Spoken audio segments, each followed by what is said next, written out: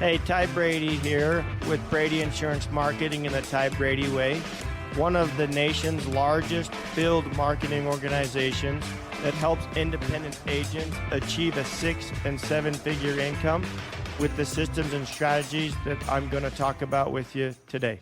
Welcome back to another episode of the Ty Brady Way. And today I have a very exciting guest, my wife. She's phenomenal. And a lot of people ask me, what's your wife been up to? I'm like, you know what? I got to have her on the show. So I finally convinced her. It's been a few months, and I said, hey, I'll let her tell her story. So for the audience, I think let's recap, last year a little bit and then where you're at now, because a lot of people are like, hey, what is she doing? I know that you gave up your crown. Your successor took it over. You're still involved in the pageant. People asked about, are you doing first responder meals? We've done a little bit of that as well. But yeah, let's do a recap of where you were at and then where you're going here. Okay, well, and it's not that I didn't want to come on the show. It's that every time you asked me, it was literally like, I can't. I've got 8,000 things with the kids going on. So I'm like, that's why it's taken us so long. But okay, so where am I at? Honestly, I don't even know where to begin. So last year was a whirlwind for us. Mm-hmm. It really was, in so many good ways. I passed on my crown to Jamie Hadfield and was so happy to have her. She's been competing with me for a couple of years. She is amazing. Make sure you follow Mrs. Utah American. So that was in March. Let's see. But leading up to that, we were able to go to New York Fashion Week. We were able to walk for Mark Defang, which was, I can't even begin to tell you, it was a once in a lifetime experience that hopefully we get to do again. I know what that is. Tell the audience what that is. What's Fashion Week? So New York Fashion Week it's the epic to me. I mean, it's the pinnacle. You're a runway model, right? Yeah. Okay. As we got to do runway modeling. Mark Defang is a huge designer for pageant stuff. And so that's who I was able to walk for. I'm hoping to be able to do it again in the future. I did have it on my radar for this year. However, Ty and I get to go on the most epic trip this year to New Zealand. And so we're going to postpone New York Fashion Week for another year. Maybe, hopefully we'll get another one in next year. But so I was able to do New York Fashion Week. We were able to pass on my crown in March. I have been able to do we went to Jamaica as a family. Yeah, we went to Jamaica as a family for our big family trip. I went to South Africa for a little while. I'm like, left for South Africa. And then as far as like pageant stuff goes, I will forever be involved in the Mrs. Utah pageant. Okay. Because to me, what it did for me personally was it gave me a place of growth and development and connection with other women. And I think every single woman on the face of the earth should have that. And so for me, I will forever be at least on the sidelines or in the background. It's like a sorority, right? It's even better than that. Okay. I've never been a part of a sorority, but that's the only thing I can compare it to. It's a place where you can feel safe as a woman to be able to be vulnerable, but then to also be able to grow and know that you're not the only one. And the amount of growth that I've been able to have over the years competing with the Mrs. Utah pageant has been so transformational, not only for me, but I think for our family. Because I think I am able to show up better because I have these specific goals. I have these things that have driven me to show up better personally. Yeah. And I think that's what everybody needs. So you're not going to go on another pageant per se, but you're going to be involved in that pageant in the background. How they can connect with you on social media if they're interested in going to the pageant or being a contestant or those types of things. Yep. So then, one of the things you went to Fashion Week, you said you're going to do that in the future. That's great. One of the things that I've seen you do recently is you have what do they call them? A talent. What do they call it? You have an agent for auditions and shows, and you did your first commercial here a little while ago. I'm still, when's it coming out? You're like, I don't know. When's it coming out? And you do a lot of auditions. Tell us a little bit about that and you're pursuing that. Yes, I am. I'm contracted with Urban Talent Management is my manager now. And I was able to book a commercial. I do lots of auditions, but I only have done one commercial, but it's coming. Well, she'll be on the hopefully. Hallmark channel. I keep telling the boys she's going to be like the AT&T woman or progressive lady, and she's going to make millions, and I can retire. Okay, good. Yeah, that's good. what we keep saying. But we're hoping that, eventually we'll get more gigs. I'm getting better. I have learned trial by fire with this. It is a lot to it. There is not just like a click here. Yeah, it is. You've helped me with auditions before and you're like, wow, I didn't. Okay. All right. And I'm like, nope, the lighting's not right. Nope. The audio is not right. I got to do it again. And you're just like, okay. Star did a great job, by the way, when she helped you. And you got that audition. You got to have more of her, I guess. I know. The one that Star actually helped me do, no joke, our 7-year-old, it was lines that we had to read back and forth. And Star read the opposite lines because they were just a very simple. She still got it memorized. I'm sure she does. I don't even know what it was. Yeah. But it was a commercial for a pest control company back east. I don't even know when it's going to air. We are supposed to get a copy of it, but it could be a year or so. But I'm hoping to be able to do some print modeling with it is kind of what I was going for. I actually had no intention of doing commercials and movies. But at this point, I'm just like, sure, whatever. We just kind of roll with it. But yeah. So yeah, everyone on to give an update on the pageant, kind of what we've been doing the last year. It's the year end. We got Christmas parties and family parties, those types of things. Yep. So where do you want to go? What's that? You did do another pageant, which I really liked, a little bit different. I'd like to see you compete in more of those because it wasn't like your traditional pageant. It was more like a modeling competition, I guess I would say. Yeah. But that was really cool. There was one we went in Dallas. What was that? America's Most Beautiful. So that was okay. That was kind of my last hurrah because I had come off of passing on my crown. And America's Most Beautiful is a different kind of pageant. You still can have a platform. You still can have your service and all the things that are epic behind the scenes with a pageant. But it is very much more fashion forward, a little bit of a different style versus the America pageant. And yeah, I don't know. Right now, as far as competing in another pageant, I love that we joked about this the other day because no joke, standing in the kitchen, I was like, we were just talking. I don't even remember what we were saying, but you said, oh yeah, well, next time you compete in a pageant. And I was like, wait, what? And I said, okay, for right now, I don't have the pageant bug right now. Now, I'm not saying no in the future because I will always leave a 1%, at least a door open. But for right now, I want to be behind the scenes, helping and coaching other women. And not necessarily like coaching, like I don't want to start a coaching business. That is not what I want to do. But I love mentoring the girls that are coming on. And so that's kind of where I want to sit right now.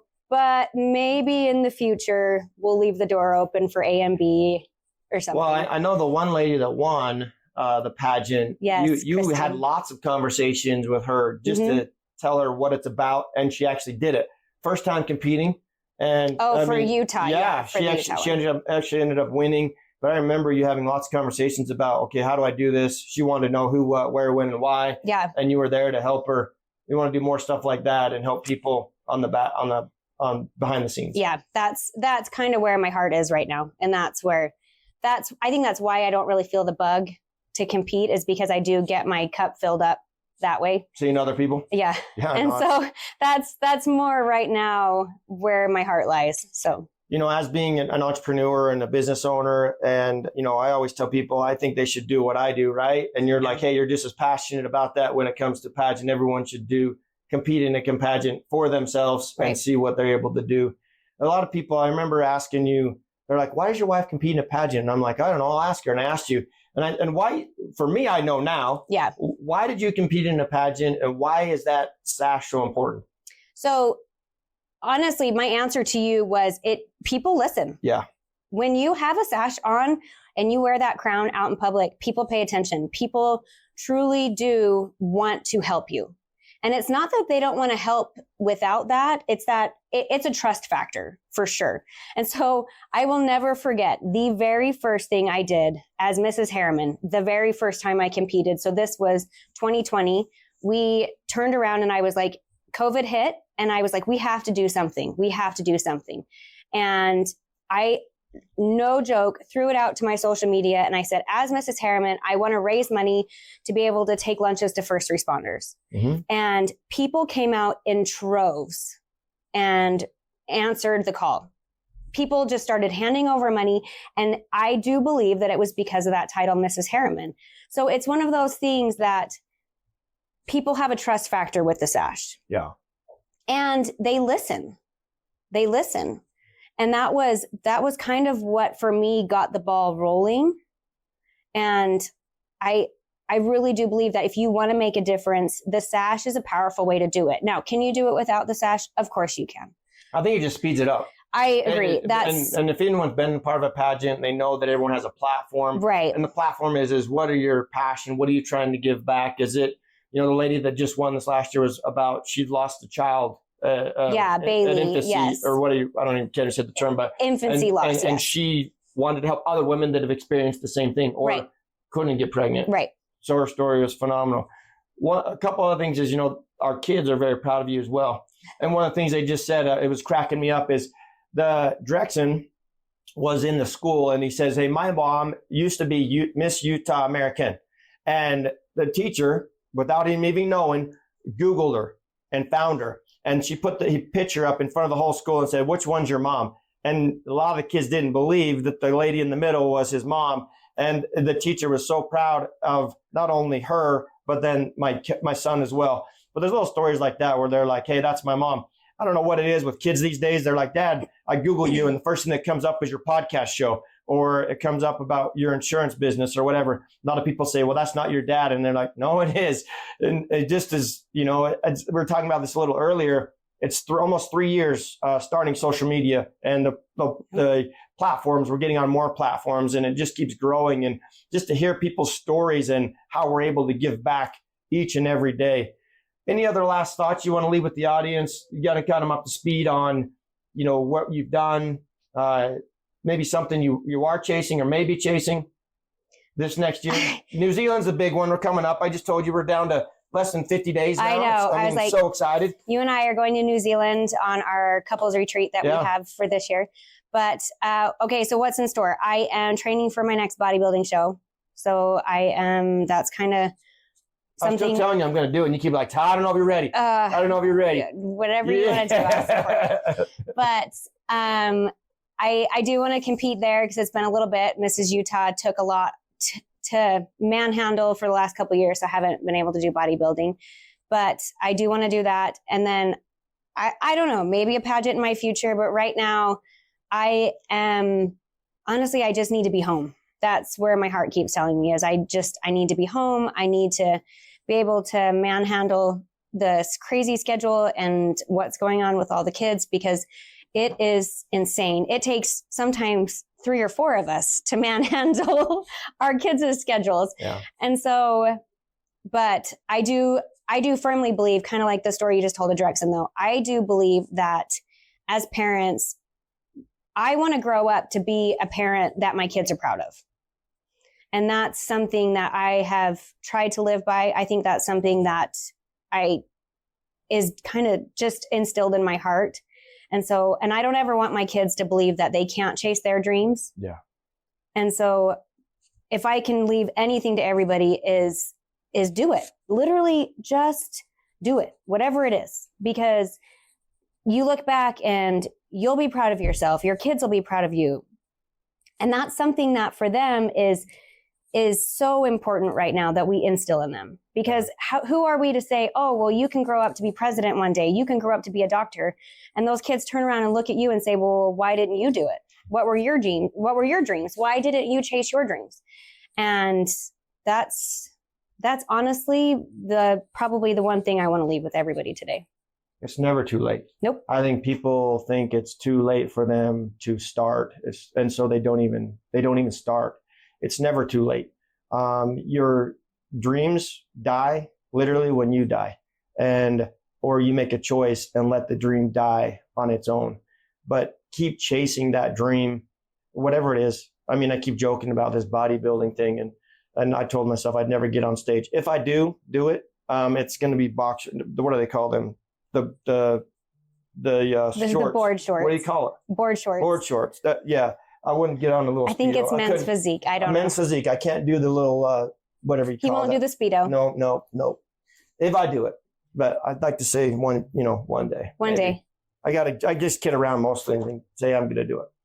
Well, anything else? And then we'll wrap this up. And thank you so much for finally, it's been a little bit, but finally got you on. I know a lot of people will be excited to hear what you've been doing, what you've been up to, and maybe some possibilities of what to do.